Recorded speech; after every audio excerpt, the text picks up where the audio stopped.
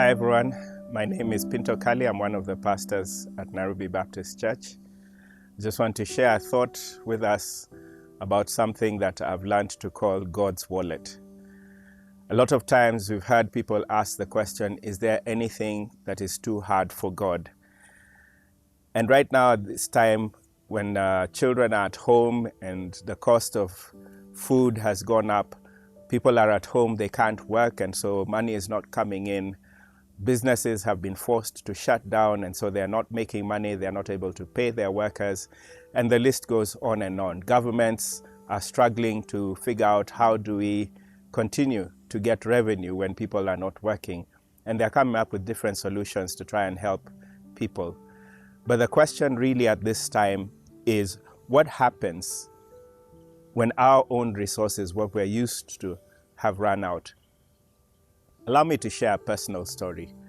Some years ago, I was working for an employer before the church, and a situation came up in which there was some confusion in the payroll department, and they thought that I had earned an allowance that I was not supposed to earn.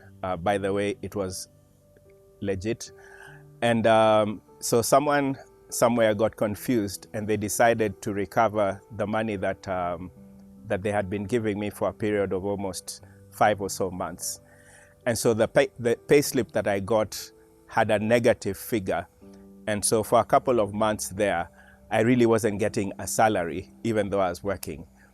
And I think that was my first experience of many that came later on, of the fact that God has a wallet that has nothing whatsoever to do with my salary, nothing whatsoever to do with people's salary or people's business income or anything else. He has ways to provide for his people that none of us can figure out. Think about two stories. Both stories take place in remote places. One of them is a story of the widow of Zarephath, and she and her son were caught up in a situation where they didn't have food. And God sends a prophet out into this remote place to a woman who was unknown, because she was outside of Israel, and so she was unknown as far as the covenant of Israel was concerned. And this woman was down to the last meal. The flour that she had, the oil that she had, was just enough for her and her son for that last one meal when the prophet showed up. And somehow he convinced her to trust that God will provide, even if she uses that last amount of flour and last amount of oil to prepare him a meal. And the story goes on to show how at no time in all that period that the prophet was there did they run out of flour and oil. They didn't run out of food. God provided way beyond what they were able to imagine is possible. The other story, also in a remote place, it's a famous story. Jesus feeding the 5,000 with the 2 fish and 5 loaves that was the lunch of a small boy. And it was a multitude. His own disciples could not imagine how he was going to feed that number of people with just 2 fish and 5 loaves. And then Jesus worked a miracle in which 5,000 men, without counting the women and children that were there, were not only fed to full, but there was a remnant, there was leftovers that were left behind. And you think about that, and you think about the fact that these people did not have food for themselves. They didn't know how to provide for themselves.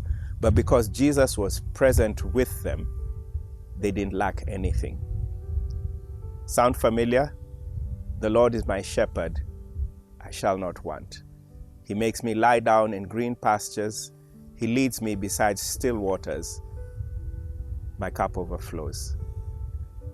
God's wallet doesn't need my salary, your salary, my business income, your business income.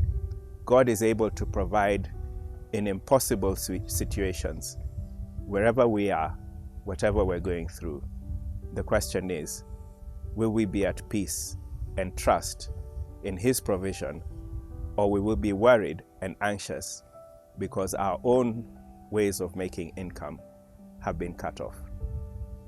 I pray that we will learn and choose to trust God, because God's wallet is filled in ways that none of us can imagine. God bless you.